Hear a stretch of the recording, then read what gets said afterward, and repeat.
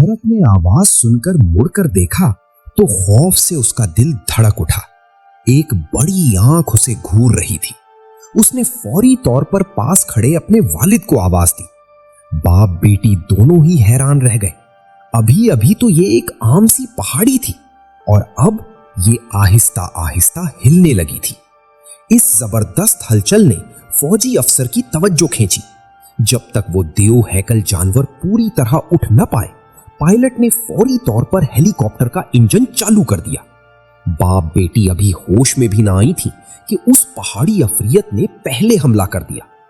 अफसर की मदद से सब लोग तेजी से हेलीकॉप्टर की तरफ भागे। ऐन वक्त पर सब किसी न किसी तरह हेलीकॉप्टर में सवार हो गए। ये वाकई मौत के मुंह से निकलना था।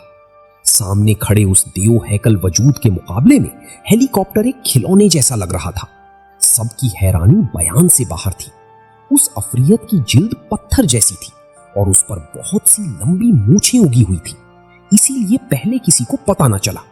ये मंजर जल्द ही हेडक्वार्टर को भेज दिया गया। वजीर आजम और तमाम आला हुक्काम हक्का बक्का रह गए और जानना चाहते थे कि ये कौन सी मखलूक है। कदीम हयातियात के प्रोफेसर और उनकी बेटी नौरा ने फौरी तौर पर आला हुक्काम के साथ वीडियो कॉन्फ्रेंस शुरू की। इस उफरियत के मामले पर सबकी राय मुख्तलिफ थी। नौरा का ख्याल था कि पहले इस उफरियत की साख्त और खुसूसियात का मुताला किया जाए, लेकिन आला हुक्काम वक्त जाया नहीं करना चाहते थे। वो ताकत के जरिए इस मसले को हल करना चाहते थे। प्रोफेसर ने फौरी तौर पर इसकी मुखालिफत की। बगैर ये जाने कि उफरियत का इरादा क्या है, उस पर हमला करना इंतहाई बेवकूफ़ी होगी। लेकिन आला हुक्काम अपने मफादात में इतने अंधे थे कि उन्होंने प्रोफेसर की एक ना सुनी। प्रोफेसर की बातों से तंग आकर उन्हें मीटिंग से बाहर भेज दिया गया और फौज को उफरियत को खत्म करने का हुक्म दे दिया गया। मुकर्ररा इलाके में पहुंचकर फौजियों ने भारी हथियार तैनात कर दिए। जैसे ही अफरीक नजर आए, फौरी तौर पर गोलाबारी शुरू हो जाए। थोड़ी देर बाद कमांडर को अफरीक नजर आ गया। आला हुक्काम भी कॉन्फ्रेंस रूम में ये सब देख रहे थे। जैसे ही अफरीक फायरिंग की जद में आया, हमले का हुक्म दे दिया गया। लेकिन कमांडर ने देखा कि अफरीक के जख्म फौरी तौर पर भर जाते हैं। उसने गोलाबारी में इजाफे का हुक्म दिया, मगर इतनी तबाहकुन गोलाबारी के बावजूद भी अफरीक का कुछ न बिगड़ा। कमांडर ने सबको पीछे हटने का हुक्म दिया। अब अफरीक पूरी तरह भड़क उठा था। भला कौन चुपचाप मार खाता रहेगा। उसने जवाबी हमला कर दिया। सब लोग इधर उधर भागने लगे। वीडियो सिग्नल कटने पर आला हुक्काम को मालूम हो गया कि मंसूबा नाकाम हो गया है। कमांडर और उसके साथी एक बड़ी चट्टान के नीचे छुप गए, लेकिन वो अफरीक की तेज सूंघने की ताकत को भूल गए थे। जख्मी फौजियों के खून की बू ने अफरीक को उनकी जाए पनाह तक पहुंचा दिया और जख्मी फौजी को उठा लिया गया। सबकी हैरान नजरों के सामने वो फौजी उफरियत के मुंह में चला गया। ये खौफनाक मंजर देखकर सब हिल गए। जब उफरियत की तवज्जो हटी तो सब वहां से भागने लगे, लेकिन प्रोफेसर आगे चल पड़े और नूरा रुक गई।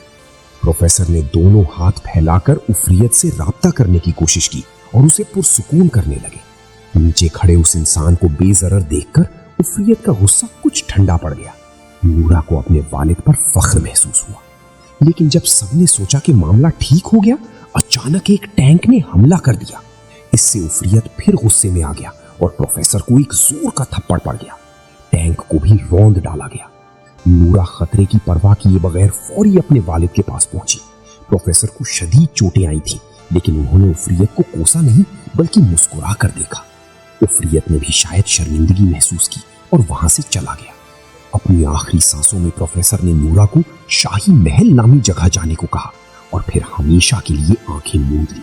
नूरा गम से निढाल थी, लेकिन नौरा ने हिम्मत न हारी।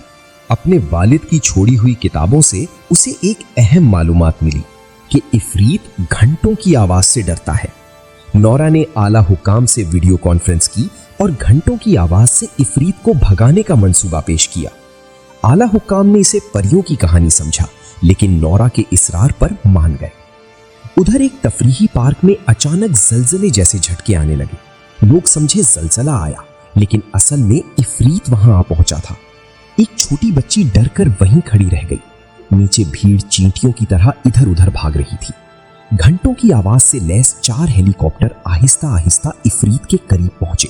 घंटों की आवाज ने असर दिखाना शुरू किया और इफरीत तकलीफ से कानों पर हाथ रखने लगा, लेकिन इससे वो मजीद भड़क गया और जमीन से चीजें उठाकर हेलीकॉप्टरों पर फेंकने लगा। उसने एक हेलीकॉप्टर पकड़कर दूसरे पर दे मारा और 3 हेलीकॉप्टर तबाह हो गए। एक हेलीकॉप्टर भीड़ की तरफ गिरने लगा और वो छोटी बच्ची खतरे में पड़ गई। इस नाजुक लम्हे में एक बड़े हाथ ने हेलीकॉप्टर पकड़ लिया।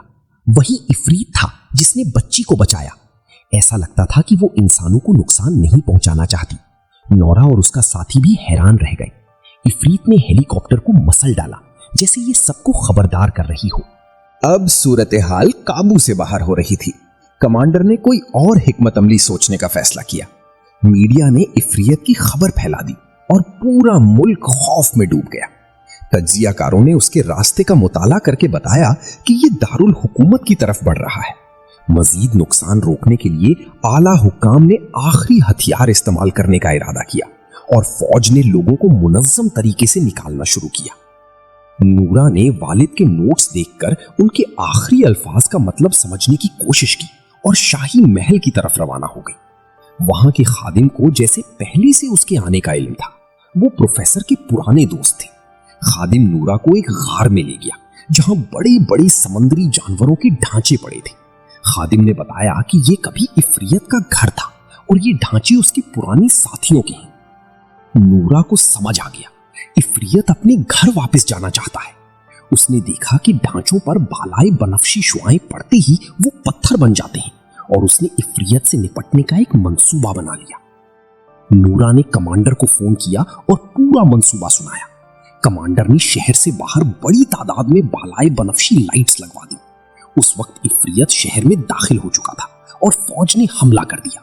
जख्मी फौजियों की चीखें देखकर आला हुक्काम ने सोचा कि अगर यही हाल रहा तो पूरा मुल्क तबाह हो जाएगा। आखिरी हथियार इस्तेमाल करने का वक्त आ गया था। इफरीत शाही महल की तरफ बढ़ रहा था। नूरा पहले से वहां थी। उसे इफरीत को मुकर्ररा इलाके तक ले जाना था। उसने गाड़ी तेजी से इफरीत की तरफ मोड़ी और उसके साथी ने काले कपड़े से ढकी एक बड़ी खोपड़ी जाहिर की। खोपड़ी देखते ही इफरीत आग बबूला हो गई और गाड़ी के पीछे दौड़ी। नूरा ने अपनी ड्राइविंग महारत से शहर की गलियों में गाड़ी चलाई। कई बार तो बाल बाल बची। आखिरकार इफरीत मुकर्ररा इलाके में आ गई।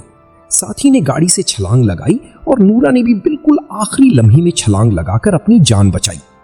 इफरीत घेरे में आ गई। कमांडर ने फौरी स्विच ऑन किया और कितार दर कितार बालाई बनफशी रोशनियां जल उठी। इफरीत की दर्द भरी चीखें बुलंद हुई। इस वक्त एटमी हथियार भी तैयार था, लेकिन नीचे की सूरत हाल देखकर आला हुक्काम ने उसे इस्तेमाल करने से बाज रही। इफरीत के पूरे जिस्म से सफेद धुआं उठ रहा था और वो शदीद तकलीफ में थी। नूरा को एहसास हुआ कि उसका इरादा ये नहीं था। वो आगे बढ़ी और स्विच बंद कर दिया। रोशनियां बुझने लगीं और इफरीत की तकलीफ कम हुई। नूरा ने हाथों के इशारों से इफरीत को पहाड़ों की तरफ वापस जाने का इशारा दिया, लेकिन सुबह की पहली किरण फूटी और अब बहुत देर हो चुकी थी। सूरज की तेज रोशनी में इफरीत का जिस्म आहिस्ता आहिस्ता पत्थराने लगा। वो तकलीफ से चिल्लाई, लेकिन अब कुछ न हो सकता था। नूरा उसके पत्थर बने टुकड़ों को हाथ लगाते हुए रो पड़ी। शायद इफरीत वाकई नहीं गई, बल्कि जमीन का हिस्सा बन गई और एक नई जिंदगी का रूप धार गई। वीडियो कैसी लगी कमेंट सेक्शन में अपनी राय का इजहार जरूर करें। अगर वीडियो पसंद आई हो तो वीडियो को लाइक करें और इस तरह की वीडियो देखने के लिए चैनल को सब्सक्राइब करें।